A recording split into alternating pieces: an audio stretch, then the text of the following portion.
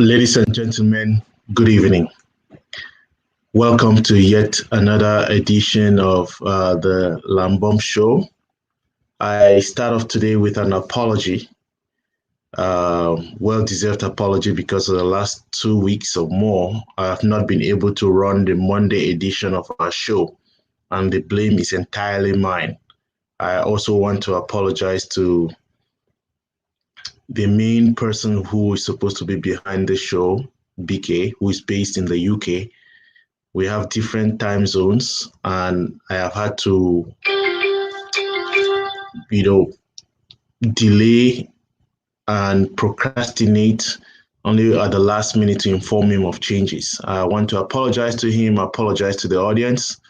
Life happens, and this is work in progress.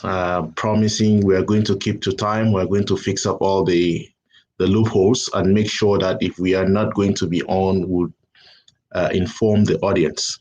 Following on from our last series, the last time we were on air on Monday, we were talking about sex, African immigrant men and sex. We're talking about our relationships.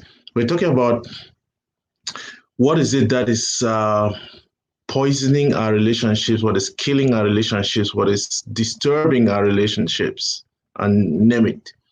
And we looked at a particular aspect of sex. And one of the things I personally came out with is, the sex we have at home, the sex we have, is a function of the relationship. Our bedrooms are a reflection of our relationships, to put it bluntly. And how you can take the temperature of the relationships based on how good, how effective or non-effective a particular instance of sex is. And there were many things that came up, and we promised to continue talking about this because it's a grave issue within our community. I mean, we can only talk about things that we know within our community. Today, we want to move on to romance. And this is also another gray area. We ask ourselves, what is romance? And I like to use 2-3 examples before I get BK on. So I have a friend, he's a businessman. He decided to do a Thanksgiving occasion.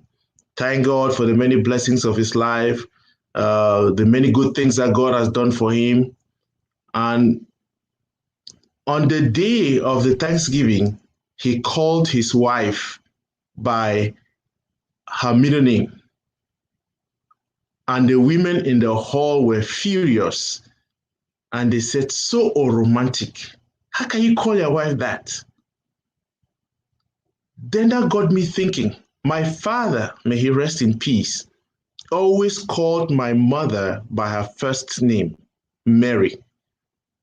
And in those instances, you saw an intimacy where every time he called her by that name, there was something. But here we are. And I have a friend, 2 or 3, I go around, one of my best friends. He refers to his wife as dear.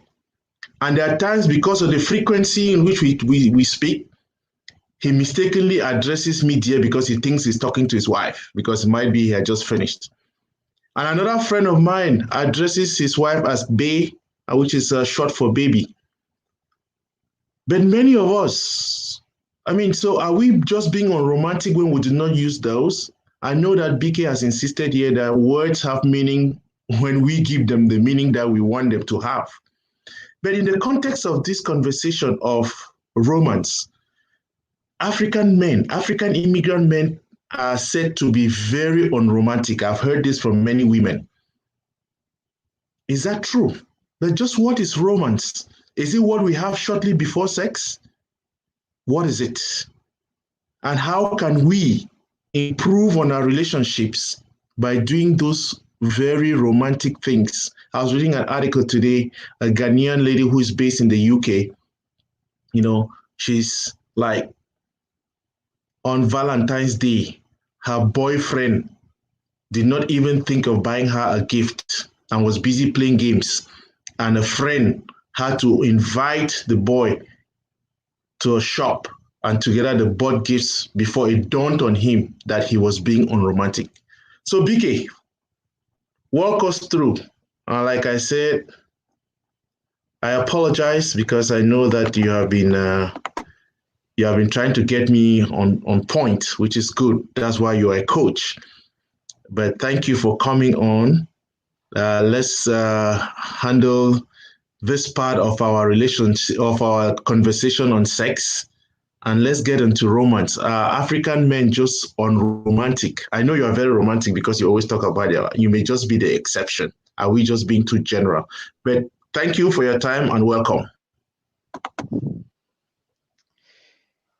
So thank you, Lambert. And I'd like to start by saying that what we're doing here is more than just a show, it's a crusade. We're looking to make a difference. We're looking to create or start a movement that hopefully gathers momentum and brings about a change that makes a big difference by and large. And so we're not going to start that by pointing fingers. Like you say, it is a relationship that you and I uh, are forging. And so things will go wrong.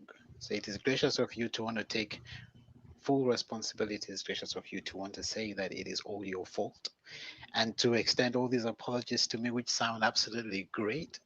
But again, it speaks pretty much to what it is we're trying to address. You see, that acknowledgement, it's not like I particularly need it because I don't. I had made a million and one excuses for you because I know you didn't do this. You did not do this deliberately. And so it speaks to a relationship, or it speaks to every relationship that we forge with one another. It doesn't matter what it doesn't matter what it does. It really shouldn't matter whether it is professional or personal. It is that engagement. You equally have a show and you have an audience that you are accountable to, just as you are responsible to yourself, for what you put out here. Which means we all need to meet one another and to meet each other halfway. We all have a role to play. If the audience don't show up, whatever it is you and I are doing here is a joke. If I don't show up, you obviously can't fulfill your obligations. And if you are not there, then I can't show up and there would be no show. So you notice it is a relationship. And before we show up, we don't exactly know what it is we're going to be doing. We don't know what role we would be playing. But until we get in and engage and decide where we're going, there will be no dance. There will be no communication. There will be no relationship. There will be no exchange of energy. And there will be no build of synergy, which is what romance is all about. Romance is about two people engaging in an environment where they are consensual. They want to entertain. They want to get to meet, greet, feel each other. They want to they want to connect at levels which are far deeper than transactional. Romance is that place where you talk without using words. It is that place where you get to feel the person you're communicating with more than you're talking to them. The feelings do the talking. And when it becomes transactional, then we get it all wrong. You ask the question, are men unromantic? Now, what exactly does that mean? See, because when we live in a society where that society determines what romance is, we start having problems. You have people who then start buying into things and or concepts that they don't understand themselves, but they expect that what they have bought into, which are pretty much societal pressures by and large, will bring to them the things that they look for in their relationship. Now, you go buy flowers for a typical African lady. You have made a cataclysmic mistake. She would ask you, what am I supposed to do with these flowers? Well, typical, I don't want to be too general here, but I'm sure you understand what I mean. Mhm. Flowers in the typical African context, go to the villages, for instance.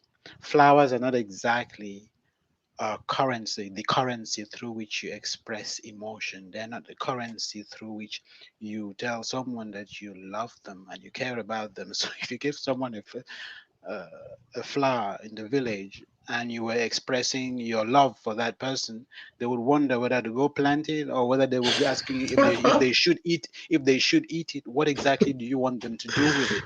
In fact, I bet if you went you bought this very expensive bouquet of flowers and took to a nice little nice hardworking village girl who really impressed you, she would hold it and think, oh, well, maybe you just want her to hold it for a while you do what it is you're doing, then you take it back from her, you take it off her. Now, so these are the misconceptions that and the pitfalls that we would fall into if we do not define what romance means to you and I, or the person, obviously, the people who are engaged in that relationship. So it all starts with definition, like you said. And I like to go back to that, to my expression, which is my favorite. Nothing means anything until you give it meaning.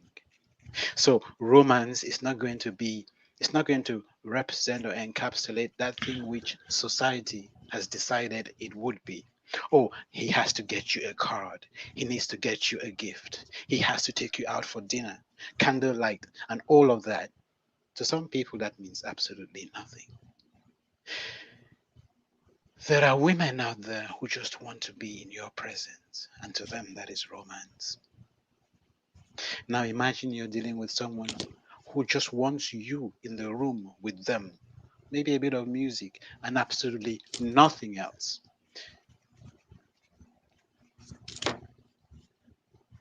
Then put yourself in a scenario, in a situation where this person gets so confused by what society is doing, and they start feeling that is not good enough. See, because they start thinking you would expect more. Or let me rephrase.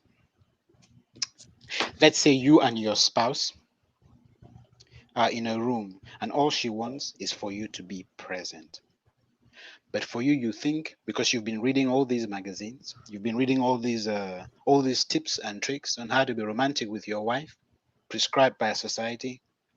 You go and you buy flowers, you get a gift, and you get all these material things that mean absolutely nothing to her. They are ephemeral. In fact, she could offer herself all these things. All she wants is your presence. And you actually coerce her, get her into a place or a space where she has to force herself to appreciate things that she does not like just because she wants to make you happy. Now, the irony here is you're buying all these things or making all these gestures because you want her to be happy. So you understand the conundrum. You're now at loggerheads with each other. She is accepting something she doesn't necessarily value to make you happy. You are giving something to her that she doesn't really care about because you think you're making her happy. So if you're not making her happy, then obviously you can't be happy. So you're both telling a lie. You're both living a lie.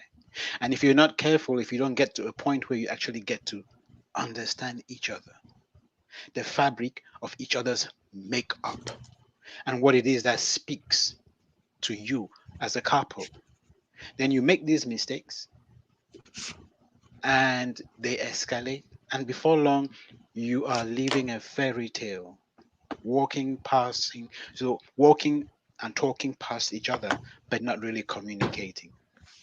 I think I've been talking for quite a while now. I'd like to throw the ball on your court so you can maybe pick up on that. Yes, yes. So there's a lot to unpack in there. Okay, that's a lot. And just for the sake of the audience, my image is blurry because my connection is in and out. So don't worry about it. It's just the connection that I have, and it will get better with time. So again, want to welcome Estio Ache. Aha, interesting topic, Marilyn. Greetings, Lambenbaum and Coach BK. Marilyn says, yes, companionships, especially as we get older, that's major. But I said there's a lot to unpack in what you just said there. Number one, are you insinuating that there is no standard for romance? Because you just said these are things society is trying to impose. And I want to agree to a certain extent that, hey, these are things that we watch in movies and read in books. My father, if you told him anything about romance, he would have been telling you that I don't know what you are talking about. But I'm sure my mother was very happy with him and loved that. But even beyond that, the issue of presence, isn't it? Whether everybody wants that. But at times I have the feeling that women are a big, kind of a large book that we have to spend our whole life seeking to understand, isn't it? I know you're going to start cursing me out now, but isn't it the case that because of the very way women are made up, they don't want to just give in, and so they don't want to just tell you everything. You need to struggle to learn what is it that pleased them. And so the time that you spend trying to understand what they like and what they don't like, you may have spent that time just going down the wrong paths. And so you end up burning bridges that you cannot now reconstruct. How am I wrong? How are you wrong? So Lambert, help me. You said women are this encyclopedia that you have to spend a whole lot of time trying to understand. Who did you get married to? Why did you get married to them? What is it that brought the two of you together? You would realize that we express and articulate failure in so many different ways. By that same token, we shy away from responsibility when it is time to show up and to man up and to do the work. Look at what you're doing today. You're a journalist or a de facto journalist. Would you agree with me, Lambert, that it's been an uphill struggle and that you did not always have the abilities that you have today? You had to hone those skills, you had to work on them, you had to prune them, you had to polish them, and it's work in progress on a daily basis. Is that a fair point? It is an absolutely fair point. So what you're really saying, and the reason I'm using this example is because I've gone on and on and on about the fact that it doesn't matter whether we're talking about romance, it doesn't matter whether we're talking about friendships, platonic relationships, it doesn't matter whether we're talking about engagements or relationships with our siblings or our kids, or it doesn't matter whether it's our career. There's a time where you have to sow the seed. You have to nurture it. You have to take care of it. You have to work for it. And there are no shortcuts. See, when we look for shortcuts, we start doing what I typically would call the tick box exercise. Let me read a quick book and see what it is that everyone does. So when I do it and she doesn't like it, then I can start comparing her with Grace. Sweetheart, but Grace, I got this for Grace, and she was also happy. But I'm getting it for you, and all you do is complain. Well, why don't you just go and marry Grace? And we get us, we, and we men, we come up with amazing things. We would be that insensitive just because we are vulnerable and we don't want to accept that we got it wrong. And that is how we mess things up and really, really set the house on fire. But all women love this. Oh, why didn't you marry all women? So you left all those women and picked me because you wanted me to be them. You see how conversation and communication gets lost in translation. So coming back to you,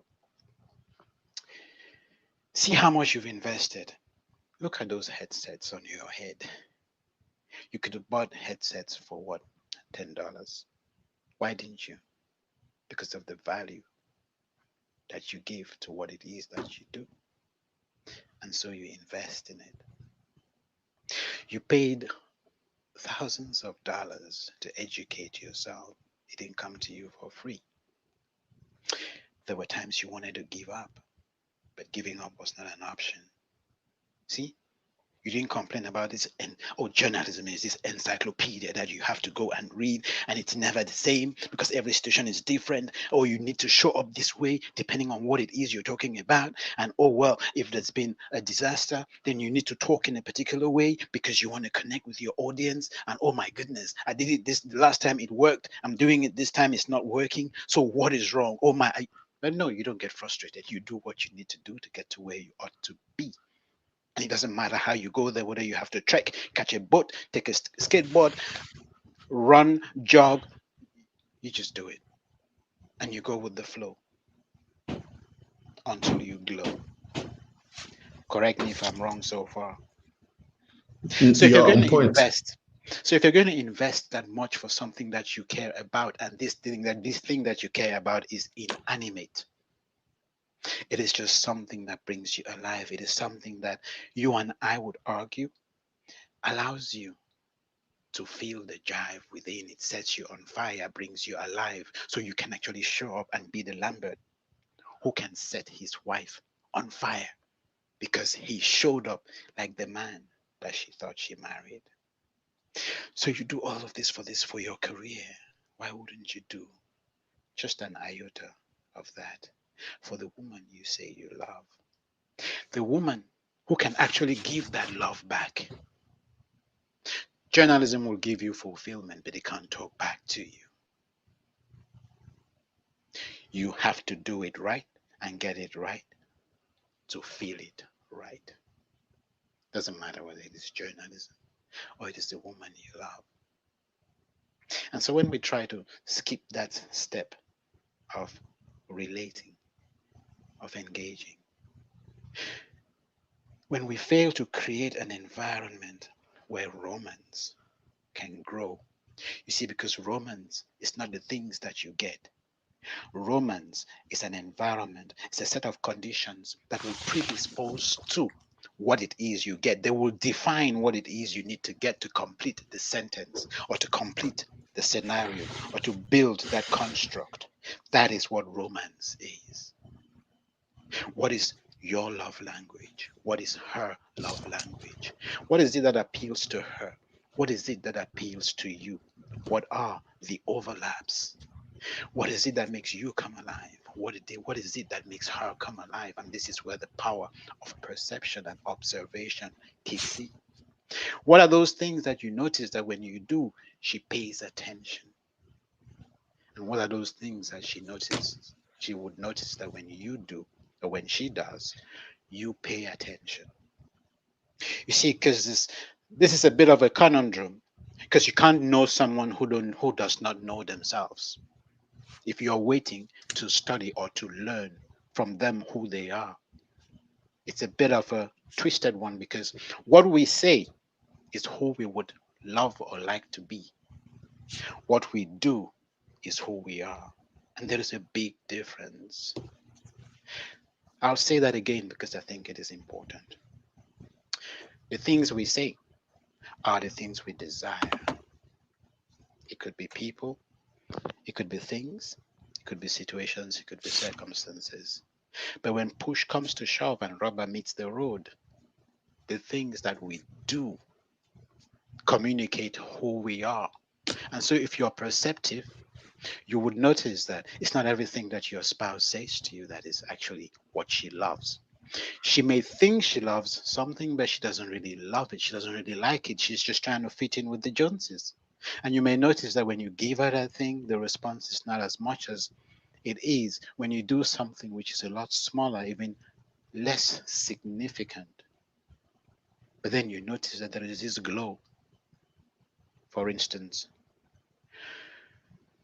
you walk into the room, and the first thing you do is walk to her, put your hand on her shoulders, and say, "Honey, I'm back. I just needed to let you know. And I care about you." Then you walk out. Or you walk into the kitchen and she's doing something and you go, honey, let me help you with that. It's nothing big. She doesn't need your help. She can do it. It is mundane. This is what she does on a daily basis, morning, evening, and night. I say, no, sweetheart, I'll do this for you. Don't worry about it. Let me take care of this. And then she beams. Yet, the perfume that you bought for her 2 months ago, which cost you $350, did not elicit half that reaction. Yet, she ran after you for 2 weeks and she pounded your ear with the sound of that request until you went deaf and had to buy your hearing by cashing out the dollars. But you can clearly see that there's a disparity. She was buying that perfume because, hey, it looks like everyone wears that perfume and you need to be somebody. In order to be someone, you need to own that particular perfume or deodorant. But then from your observation, you can clearly tell that the things that actually make her happy are not the things she thinks makes her happy. And that's where being present is key. That is where being present is magical because you get to understand that person you're trying to engage with better than they understand themselves. And so you do something, you know what the response will be. And they go, oh my goodness, how did you know? Oh, you are so amazing. Why? Because they are surprised. Why are they surprised? You know them better than they know themselves.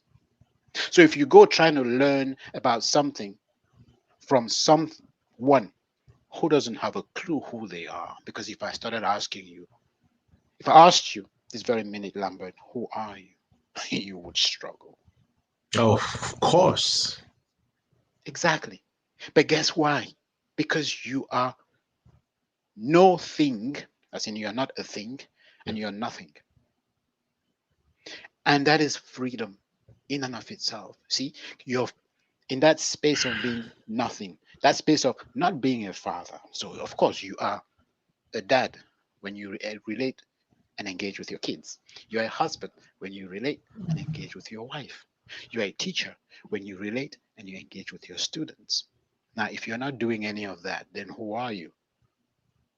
That they all of you, you're free to become anything and Anything. everything for anyone and everyone at any time and all times, depending on what the need is. So you get to meet people at their point of need. You just show up.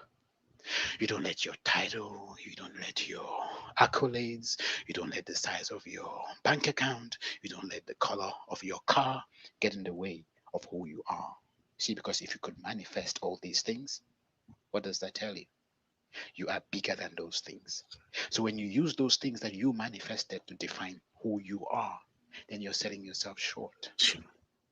And that is what we do day in, day out. And we wonder why we are self deprecating, why we don't feel like we are anything because we define ourselves less than who we actually are. Then it makes it difficult for us to show up. See, because you've parked your car outside, and that car was a part of your identity. You walk into the room, your car is parked on the outside. Now nobody is seeing that car. Nobody even sees your car keys, which is why you start jingling your car keys so everyone can see what kind of car you drive. And you're doing it subconsciously. You don't even realize it because subconsciously you need people to know that without your car, half of your Yeah, identity is gone. it's gone. And so you can't show up because you need to be, but then meet that same person out in front of their car and listen to them articulate themselves, and you would realize, oh my goodness, all of a sudden he got eloquent, and he could actually string sentences together, but then strip them of all the things that they have surrounded themselves with and that they define themselves by, and they lose their identity. And that is the crisis that we're facing today. We think that we should be enough because we drive a certain car, work in a certain place, live in a certain district, and. We forget that women don't really care.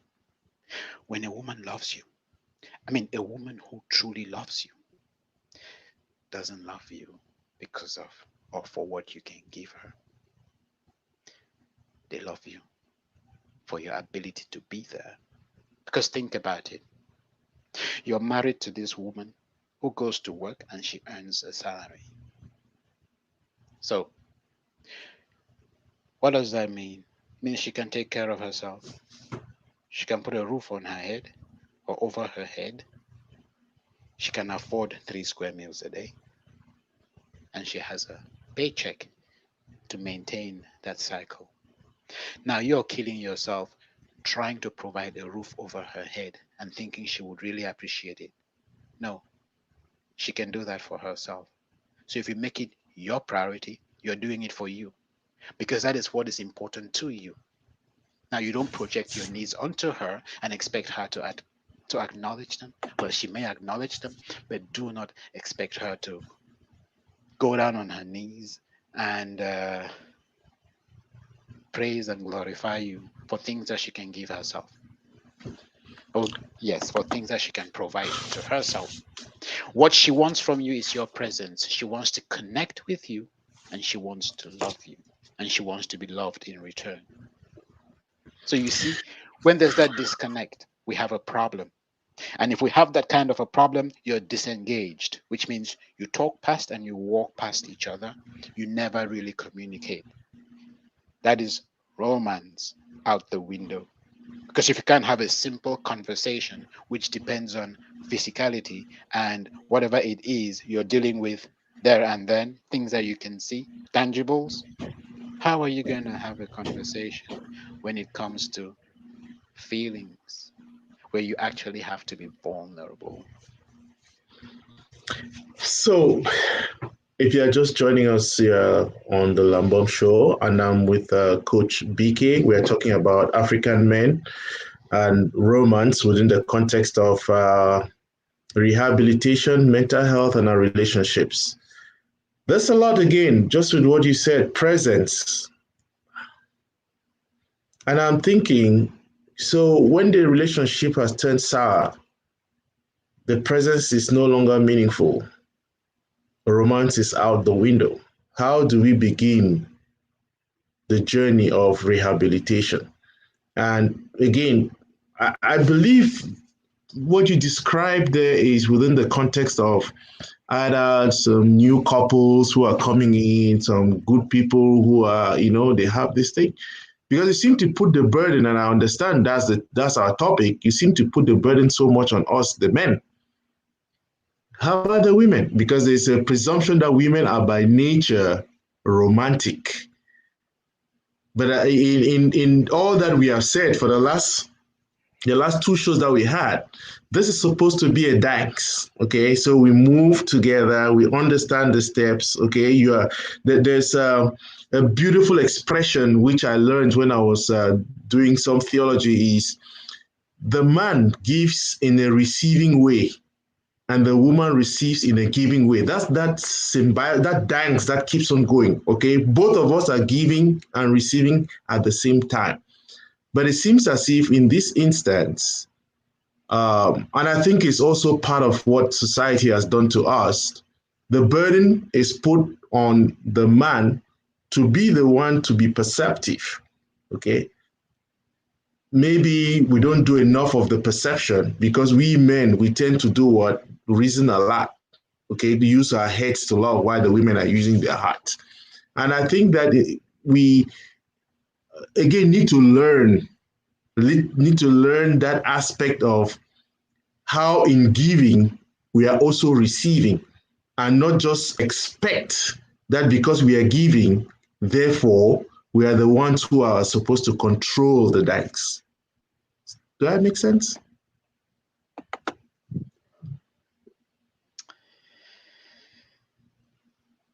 So you make a very pivotal point, Lambert.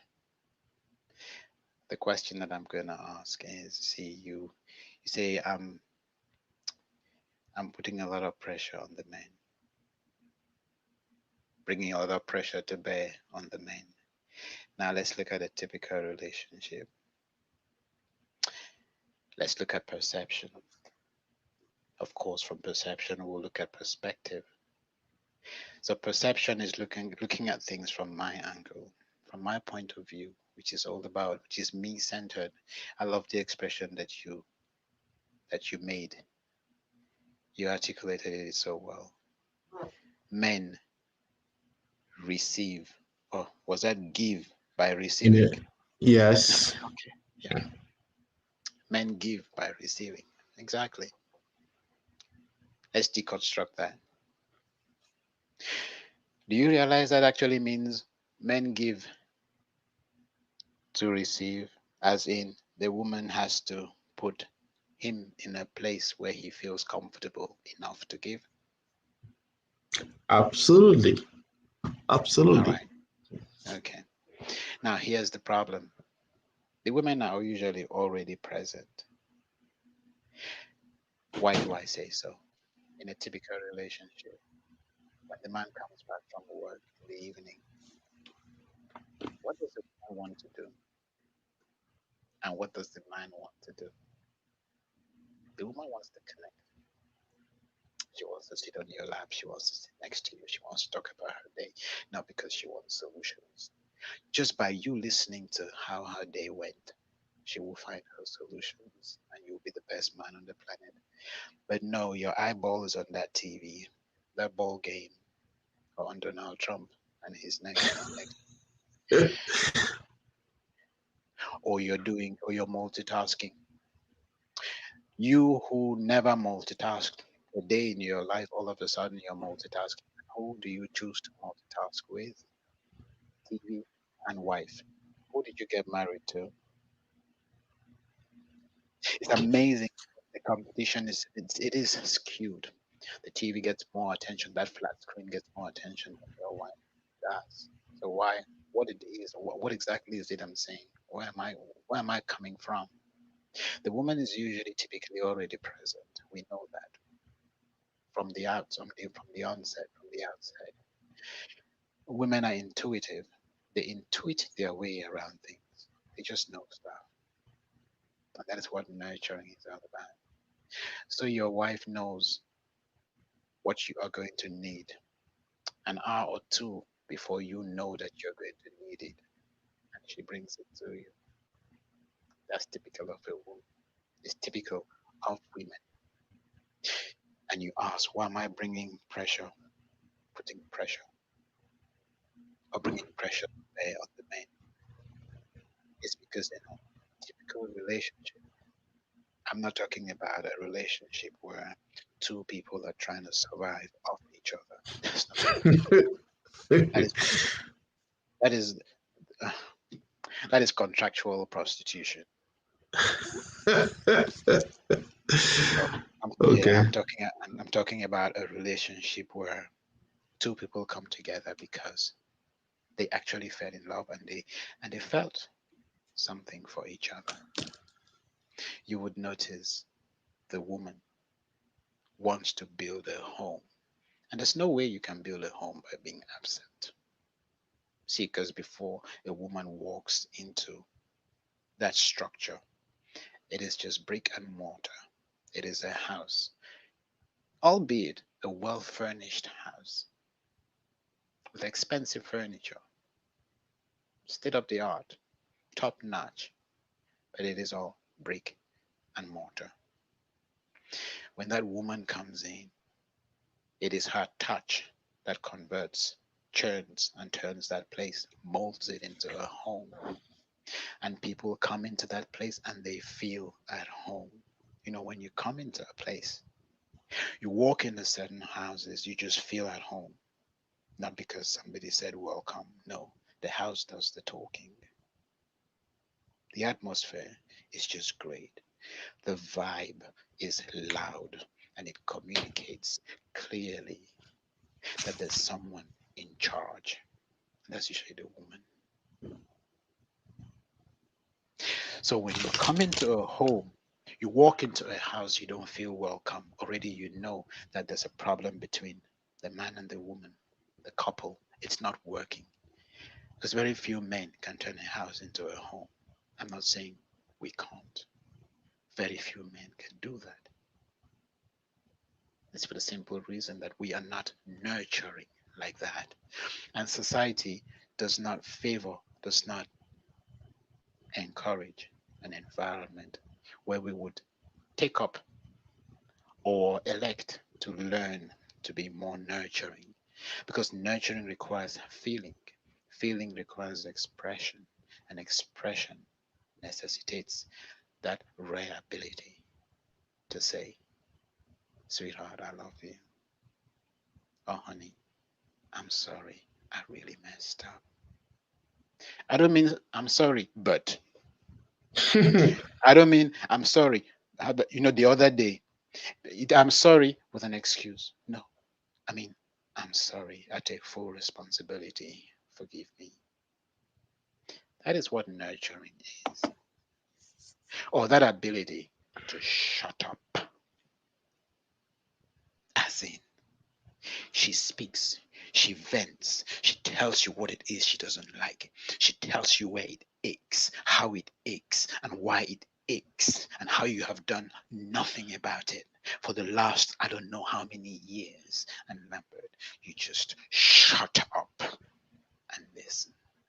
And when she's done, all you do is give her a hug and say you're sorry. Now, that is power under control. That is romance. Like you can't even begin to imagine. You do that to a woman, she will contract an orgasm right there. And that takes me to the point, because I think we have been skirting around this whole thing of romance and getting all this thing great presents and all this, but BK, Yes. there's something about romance which has to do with foreplay and which is generally just absent.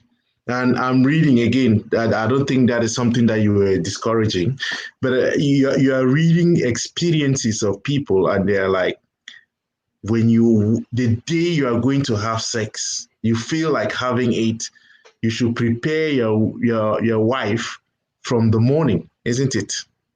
From that morning, she is going to work, you start calling her, saying, how is work today? I don't want to talk about the famous term, the thing that I've learned today is about contractual prostitution. But you start preparing her mind. You come home, that's why you go and give that beautiful touch, because you are anticipating.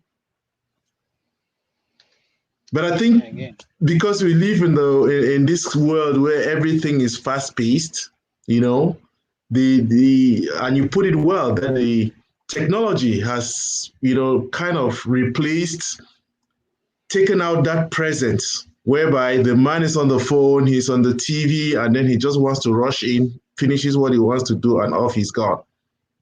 And that kills the woman. And I'm like, yes, we need to learn that aspect. But how about the women also learning that this is how men operate until we can meet up somewhere midway? And before you answer, Marilyn said a couple of things. Romance is an energy that flows when two people are in sync and on the same wavelength. A man doing house chores, now that's romantic. Yes, and that was to the point you made when you said she vents, and you just shut up. Many men don't know how to shut up. And after that, you stand and give her an embrace and say, I'm sorry. This is her response. Yes. And I'll lay down for you to walk on me. So I'll tell your husband, Marilyn, that these are some of the things. Yeah, so BK, again, I believe that we need to learn.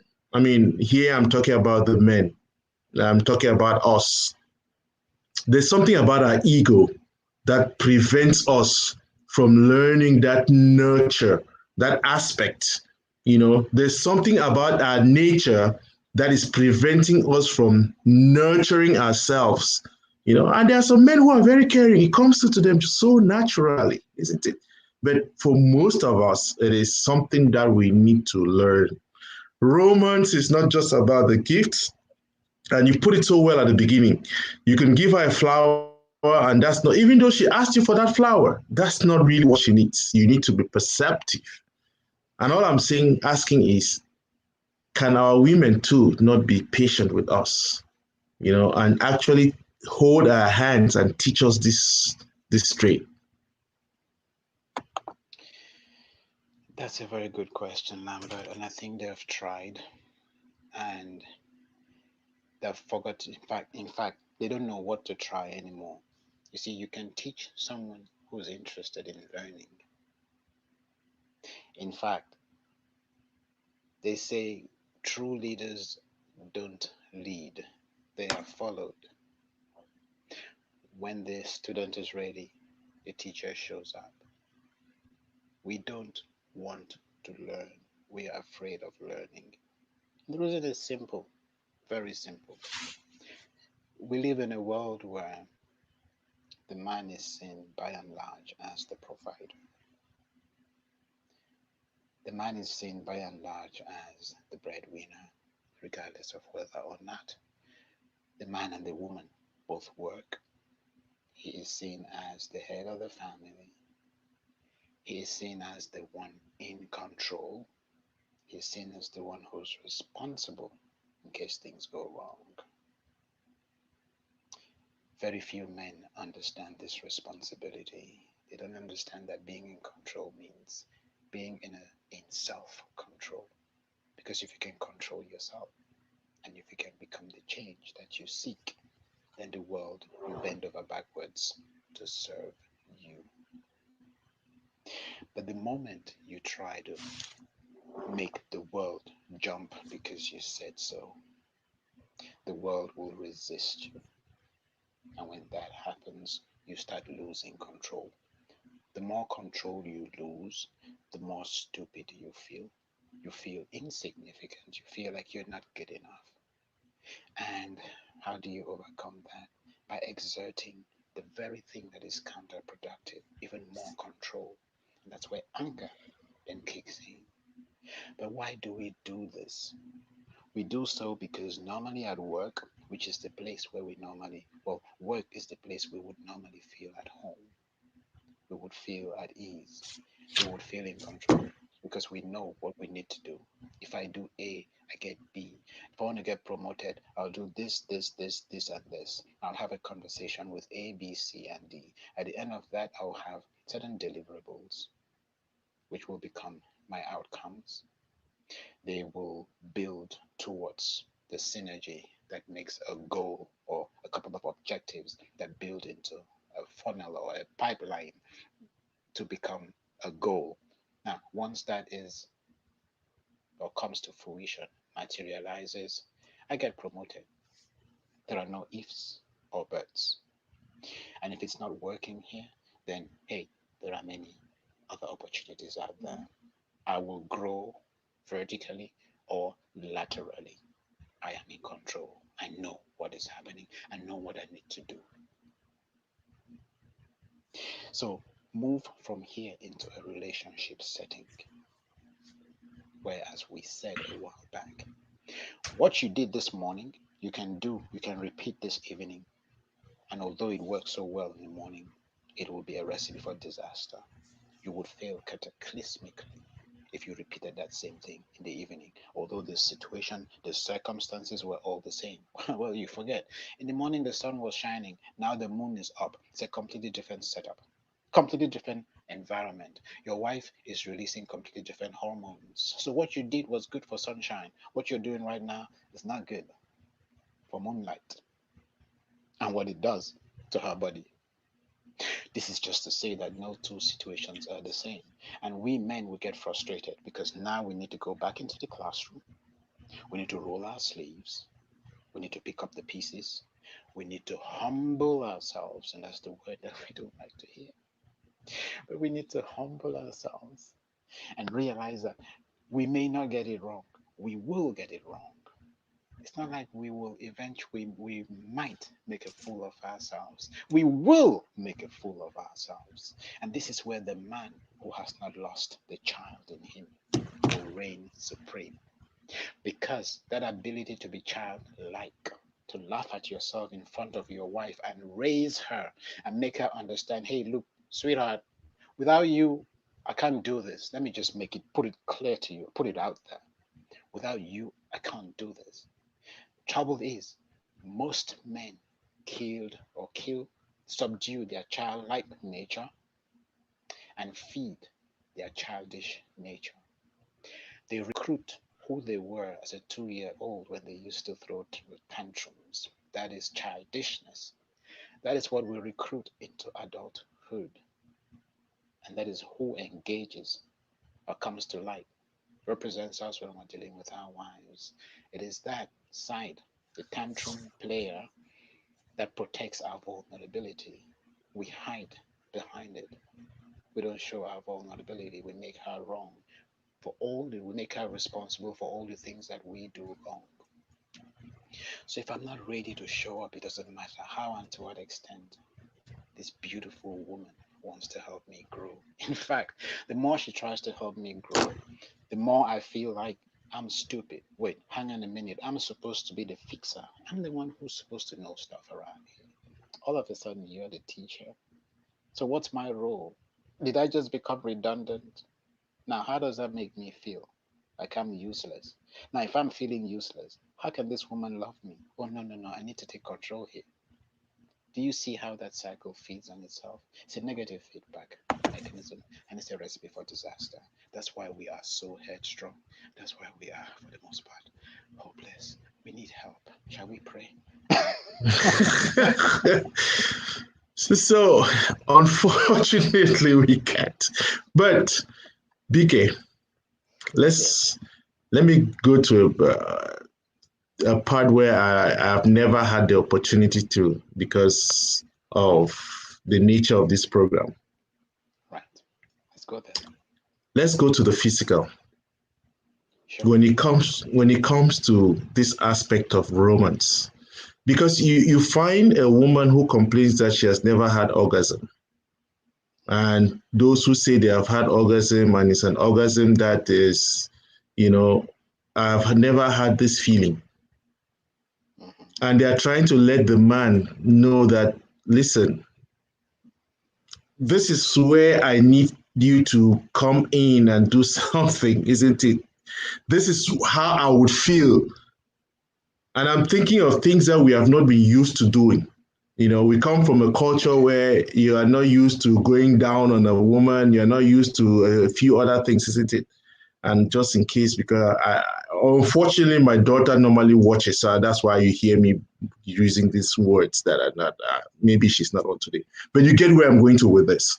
I That understand.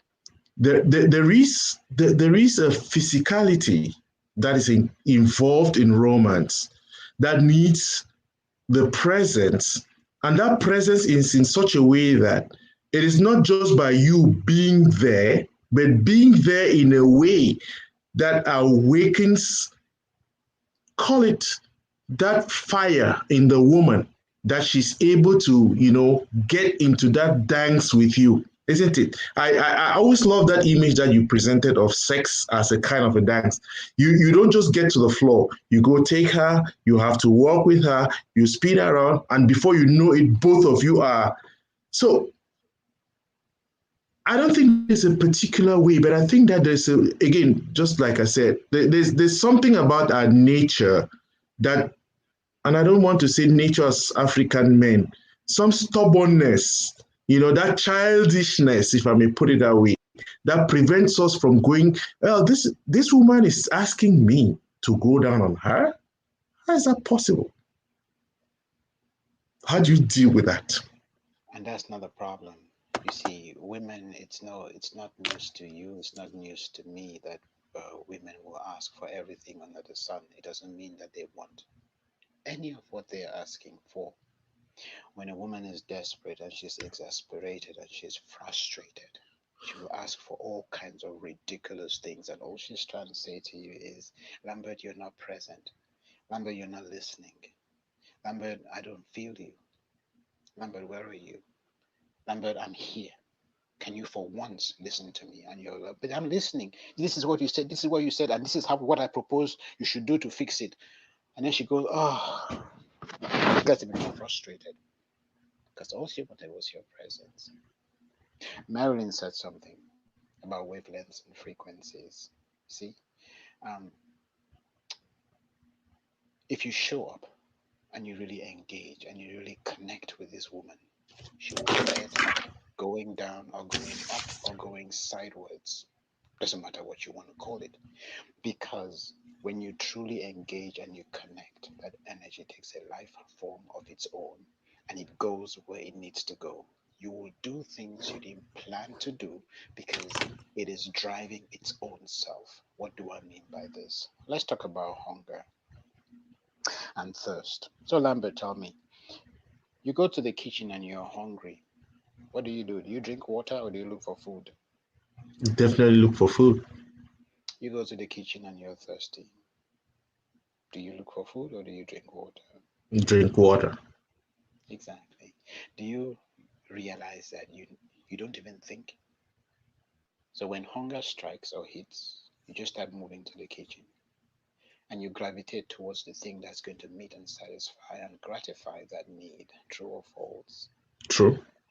What makes you think that this spiritual nourishment or this sensual nourishment is any different? Once you know what you want and you know what you feel for the person, not what you want to achieve. See, Mm-hmm. this is it's not a KPI, it's not an objective. Okay, how about let's have orgasm today. How about that? Mm-hmm.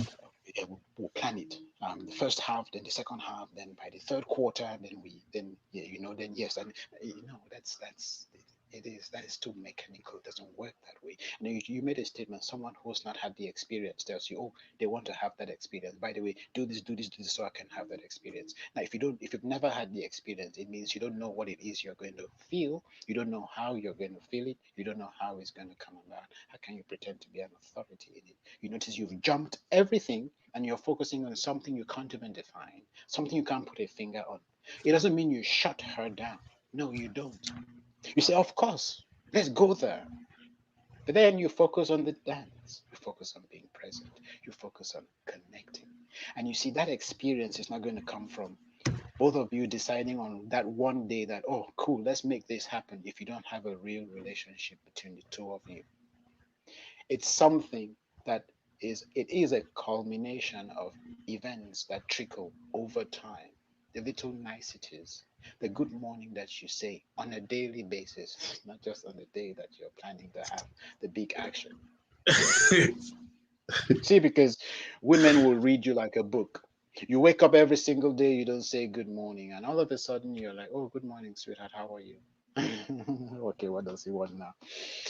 She won't tell you, but they know that. And this is where we men are so ignorant sometimes. I don't know whether to cry or cry. We think we're smart. We think we can play these mind games and we think we're adept at it. Your wife can sell you, move you out of the house, and you would not even know it. There's this thing, and it's not glorious. It's nothing to be proud of. But I'd say if a man cheats and comes home, there's an 80% chance his wife will know. But if your wife cheats on you, Lambert, you would never know. Trust me. It's because when a woman gets to the point where she's switched off, it's almost like she takes on a whole different energy. She embodies whatever it is she's doing, and she can switch and move those roles like you can't even begin to imagine it. That's what intuition does, because it's all spiritual. You talk about physicality, there's nothing that is physical, everything is spiritual. It all starts in the realm of the spirit, the realm of thought, the realm of feeling, the realm of sensation. And these things are not physical. They have a physical expression, they have a physical manifestation. That is absolutely true. And you've got switches, physical switches that can enhance those sensual pleasures. But in and of themselves, they are not physical as we may want to see it. Are we on the same page? That is deep. Yes, it is deep. So we have got external manifestations of internal representations, and we confuse that for physicality. That is the definition of spirituality. We secrete our bodies based on what it is we're thinking at any one point in time. I mean, I'm sure you would agree with me that if someone has got a gun to your head, threatening to blow your brains out, you're not exactly going to be thinking orgasm. Of course not. You will be secreting adrenaline and cortisol. It's all about fight and flight because you are in a state of fright. Fear. That's fear for you, not the excitement and the rules of going places, seventh heaven, going dimensions, crossing pedestals, and going through portals. So, to come back to that question, was it about learning? Just help me reconnect. So again, Learning? yeah, about women also giving the opportunity for the man, like it's not always us, but also, hey, what is it Yeah, about? exactly. It's the man who is the runaway absentee landlord in every sense of the word. It's never the woman. They typically get to that place when we push them beyond the limits. And we know that. We all know that. So let's not pretend. By and large, we know that. There are exceptions. I know. But by and large, that's the case. Because most women, when they get married, their dream is a home. Means they'll kill, they'll do anything for a home. All right, some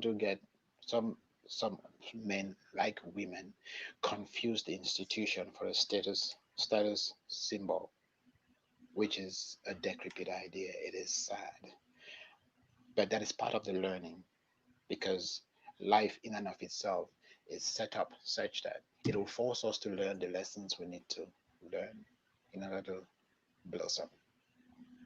It will put us under pressure.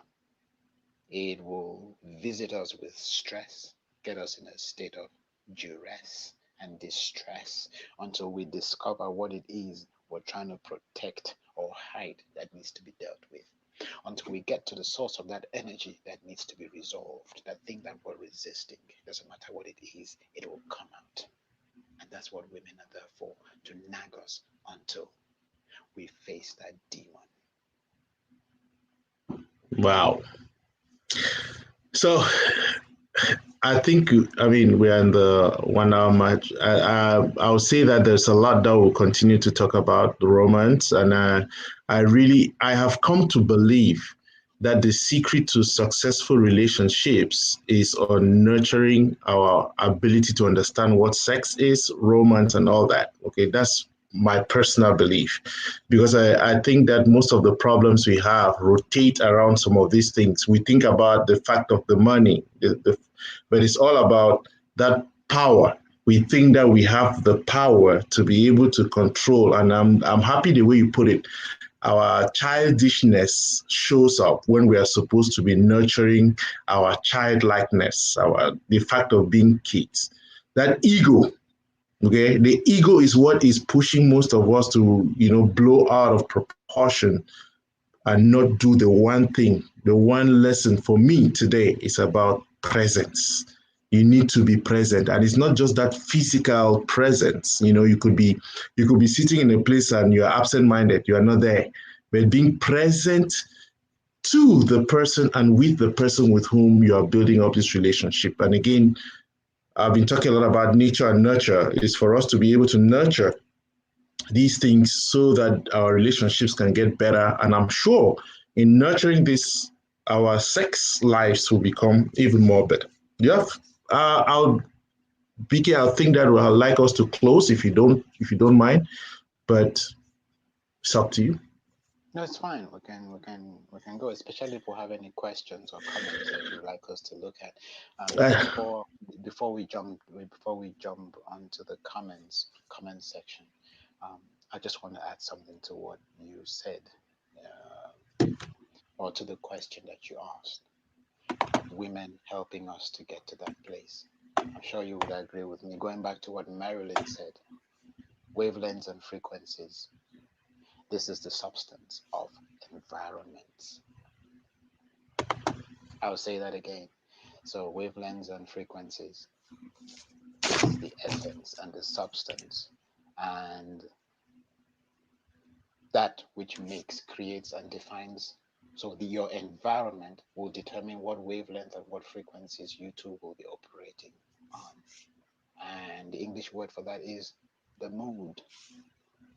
So if you say the women should help us grow, learn, and understand these things, what are we doing to create an environment that is conducive enough for them to be able to do their thing?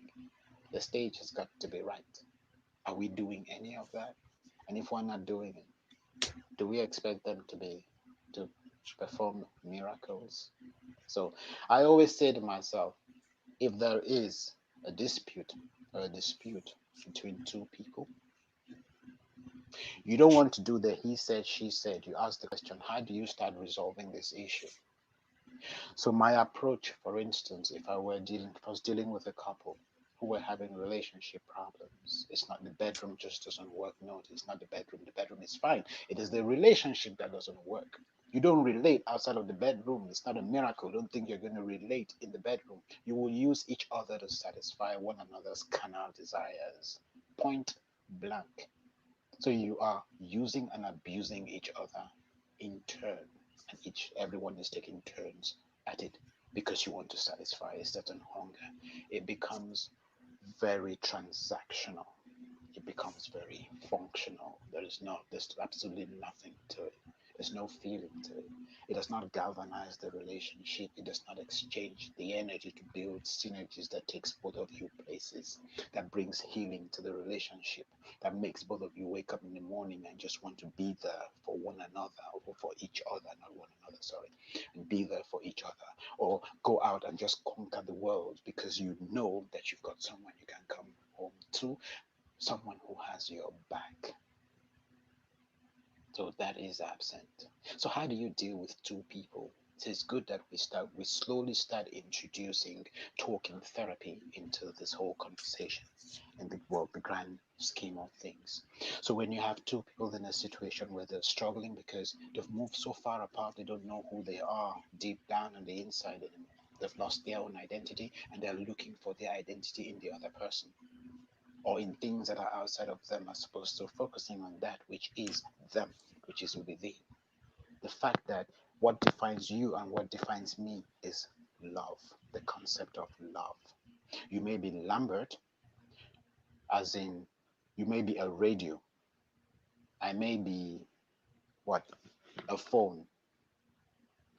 So the radio will be the construct of your soul.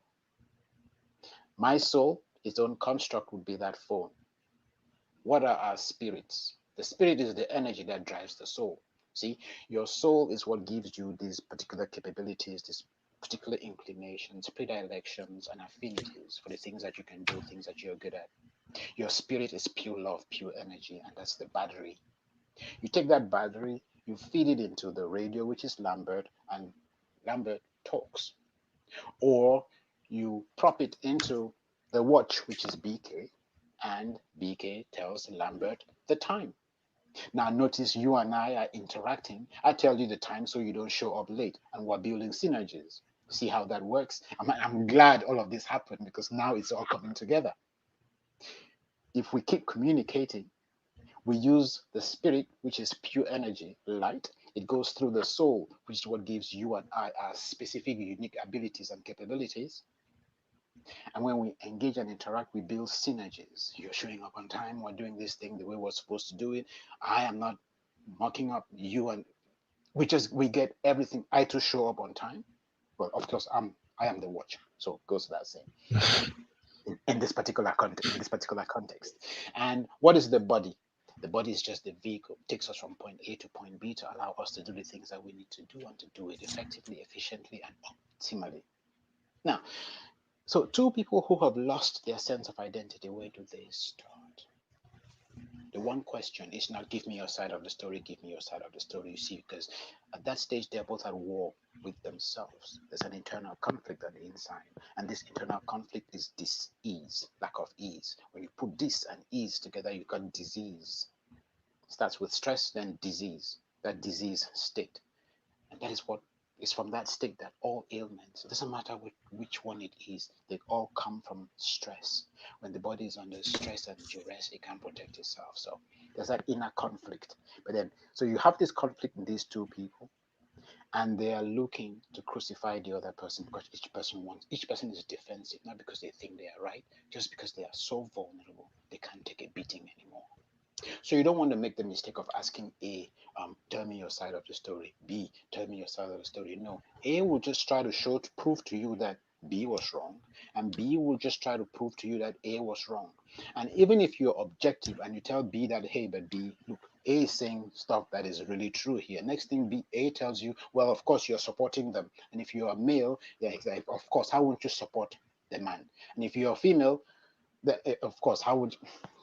So you see how that spirals out of control. No. Ask A, what do you think you did wrong to contribute to this chaos? Introspection. Make them look at themselves. Ask B, same question. What do you think you did wrong to engender this whole thing? How did you contribute to this mess that we're trying to fix? And if you can get both of them to reach consensus, do we both agree that we want to come out of here with a better deal than we currently have? If they both say yes to that, that's buy-in. We're now moving in a certain direction. It doesn't matter what happened in the past. What happened in the past happened because you did not understand each other. In fact, you were looking for your identity in the other person who did not have an identity for themselves. So you were depending on them for things that they couldn't give you, and they were depending on you for things that you couldn't give them. What's that? It's a recipe for disaster. Absolutely. But when you get people to start actually acknowledging their own weaknesses, they acknowledge their weaknesses, they bring them to the fore, and then A realizes, but hang on a minute, you've got that weakness? No, hey, I know how to deal with that. My brother or my uncle or my mother suffered from that. Hang on a minute, I'm used to this. No, you should have told me. Oh no, I'm so sorry, so sorry. Okay, that's why you did that? I did it because of this. I thought you were doing this to me. You started a conversation, a productive and a constructive conversation. And that is what healing is really all about. You get that energy flowing again. All you have to do is get two people to start talking again in a decent, coherent fashion. Seamless, going in the same direction, wavelength and frequency in sync. And you have that amplitude modulation. It's like tuning into each other again. And the problems will just go away. Find out one thing that both of them can liaise, can agree on. Talk about that thing, it will grow and expand because whatever you focus on grows. Thought is energy, energy follows thought. And focus is what's going to determine and drive the direction of energy. And if they can talk about that particular thing, then guess what? They both come alive again. They start seeing themselves in ways that they did not see themselves and have never seen themselves in the past. It reminds them of when they used to be in love. And then that fire starts. And hey, you better get out of the room because the roof is about to come down. Job done. That is beautiful. I think we really have to come back to that again. You just put in perspective the body, soul, spirit, isn't it? All that put together and that energy around you have the materials around, you need the energy to make the move and talk to each other and get into one direction. What is important is what? The environment. Okay, the wavelength and frequency, the substance of your environment. And that is very, very important, even it's so beautiful, this last piece that you just shared. And I think we can drill down on that again for our next session. Eric Akinji, welcome. I don't have any more questions. I don't have any more comments, but I'd like to say this.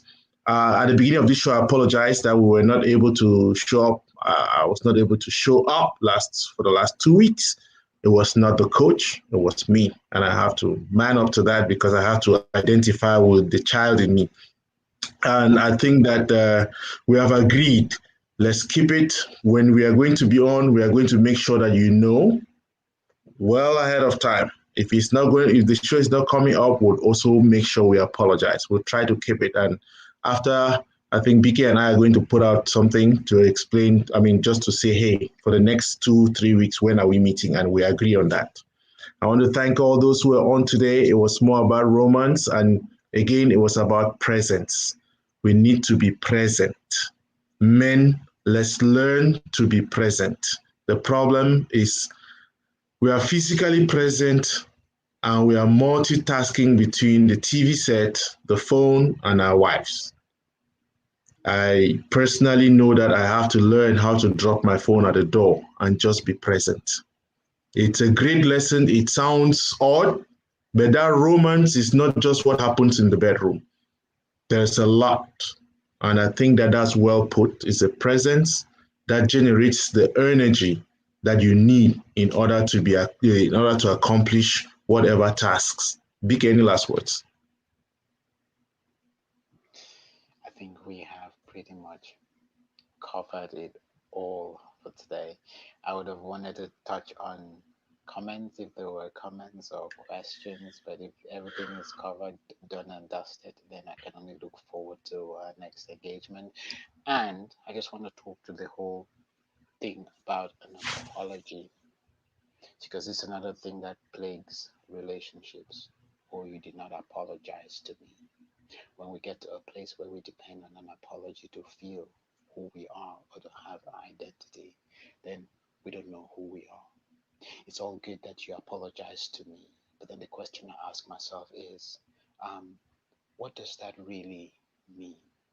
Because if I understand that you took the time and you made your platform available for us to be able to do this to serve a purpose that was bigger than you and I, it means I am not relevant if we need to apologize to anybody. It'll be you and I together, not pointing fingers at each other, but you and I together apologizing to the world that we could not be there for them. We don't take this out and put it out there.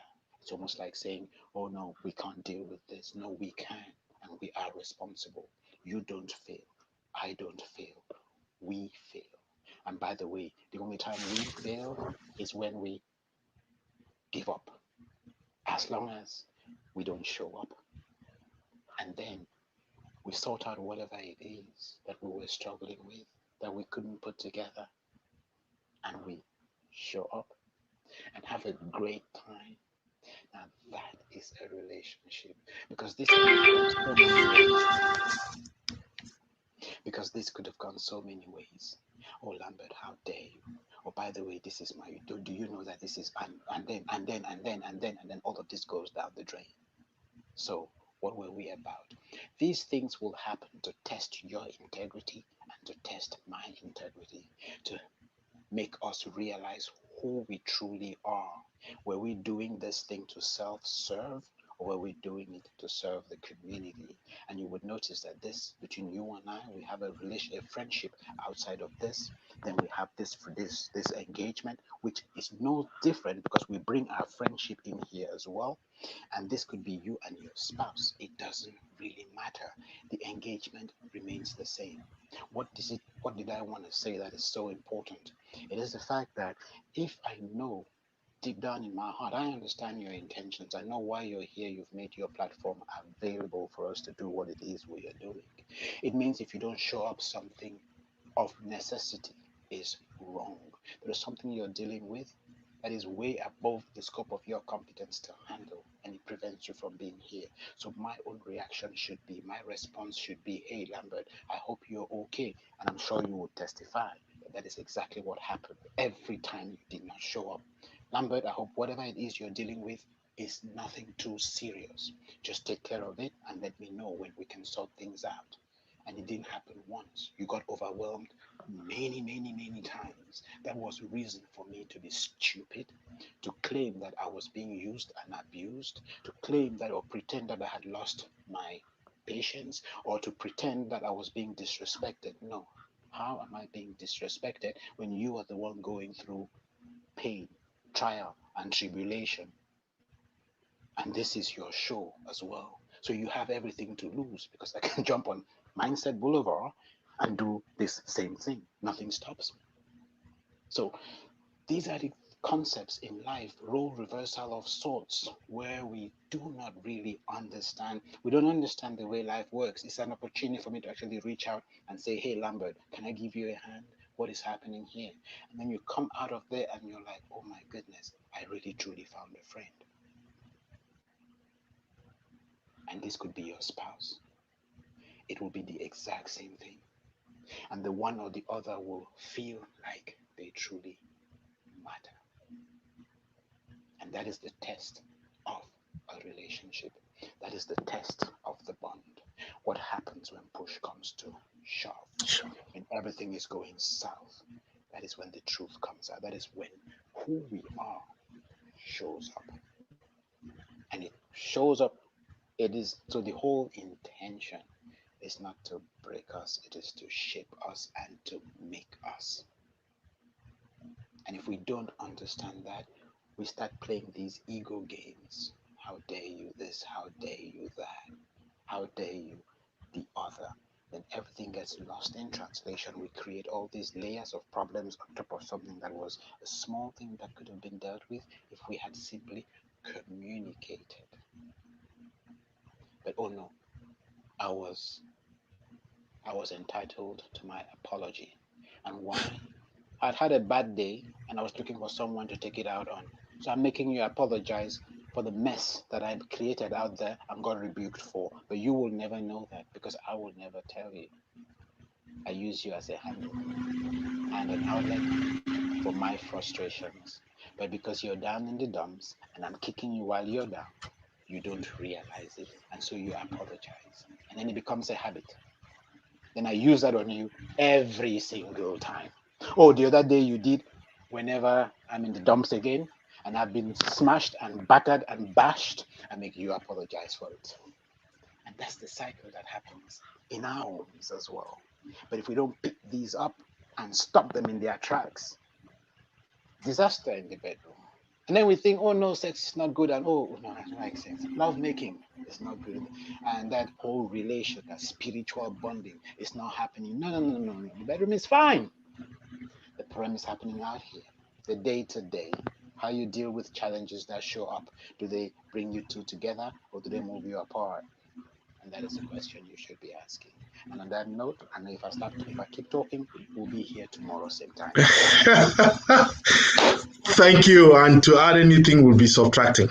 So thank you very much, BK. I appreciate it. I cherish the relationship. And again, let all of us continue learning. I am thankful that God is using both of us to be able to bring across a message.